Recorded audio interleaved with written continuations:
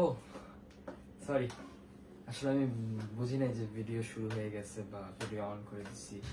আসলে একটু বিজি তো, সবসময় বিজি থাকি। বিজি মানুষ, এতই বিজি থাকি আমি যে আমি ইউটিউব বা ফেসবুক কোথাও রেগুলার না। আমার সব আজাইরা বিজি আমি। হ্যাঁ, তো যাই হোক, তো আজকে অনেকদিন হয়ে গেল ভিডিও ছাড়ি না, তো ভাবলাম একটা ভিডিও করি। কি টপিকস নিয়ে ভিডিও করবো এটা ভাবতে ভাবতে আমার 3-4 দিন চলে যায়, বাট কোনো টপিকস পাই না। তো এখন বসে বসে ফিজিক্স পড়তেছিলাম, নিউটনের ফার্স্ট ল, সেকেন্ড ল, হাবিজাবি এসব পড়তেছিলাম। আমার জন্য হাবিজাবি। আমি সায়েন্সের স্টুডেন্ট, বুঝছেন? সায়েন্স সায়েন্স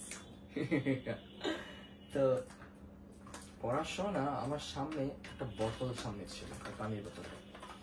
তো আমি একটু ভালো করে রিসার্চ করি, যেহেতু আমি সায়েন্সের স্টুডেন্ট।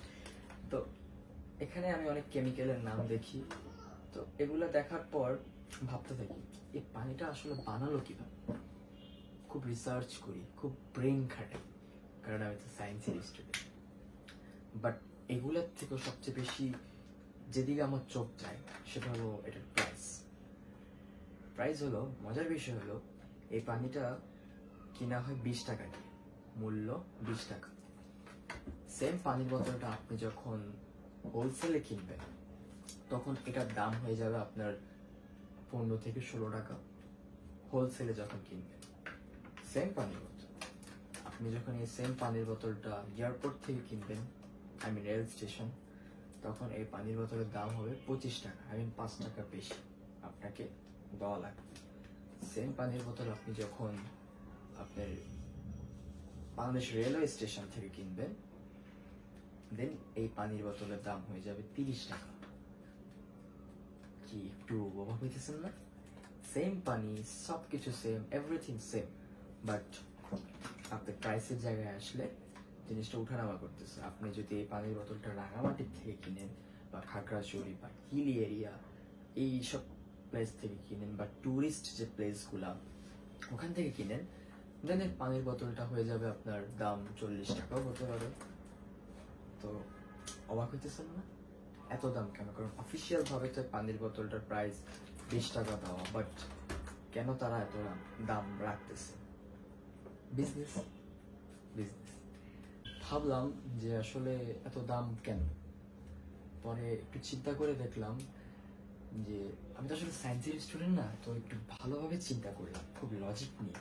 কারণ সায়েন্সের স্টুডেন্ট তো এদের একটু বেশি লজিক খুঁজি, এই সব কিছুতে ভুল হোক বা সঠিক হোক লজিক খুঁজি। তো এটার দাম কারণ কোথায় এত, মানে আপনার খাগড়াছড়িতে 40 টাকা, এয়ারপোর্টে 25 টাকা, হোলসেল মার্কেটে আপনার 16 টাকা, আমি কিনতেছি 20 টাকা, কিন্তু সেম পানির বোতল ভাই, সব কিছু সেম, কোনো কিছু চেঞ্জ নাই, বাট উঠানামা কেন করতেছে? তো এটা এখান থেকে আমরা জিনিস শিখতে পারি, দ্যাট ইজ আপনার যদি আপনি যে জায়গায় আছেন বর্তমানে, হোক স্কুলে বা জব ফিল্ডে বা বাসার কোনো প্লেসে বা বাসায়, দেখতেছেন আপনার দাম কমে গেছে।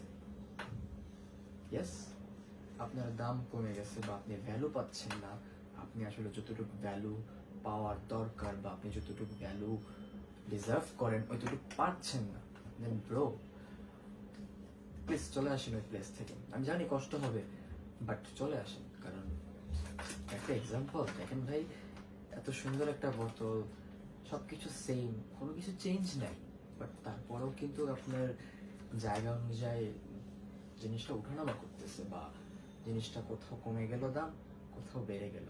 সেম আমাদের মানুষের ক্ষেত্রেও যদি আপনি দেখেন আপনার ভ্যালুটা কেউ আপনাকে এনাফ দিচ্ছে না ওই জায়গায়, প্লিজ চলে আসেন। আমি জানি হয়তো অনেকের কষ্ট হবে ওই জায়গাটা থেকে কাম ব্যাক করা, বাট আমার মনে হয় যে চলে আসাটা খুবই জরুরি।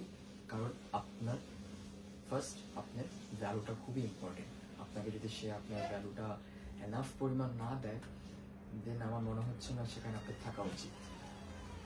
সায়েন্সের স্টুডেন্ট তো এই জন্য একটু বেশি লজিক নিয়ে কথা বলি। আসলে এটা আসলে সায়েন্সের স্টুডেন্ট তো এই জন্য কেউ মাইন্ড করেন না, সায়েন্সের স্টুডেন্ট তো এই জন্য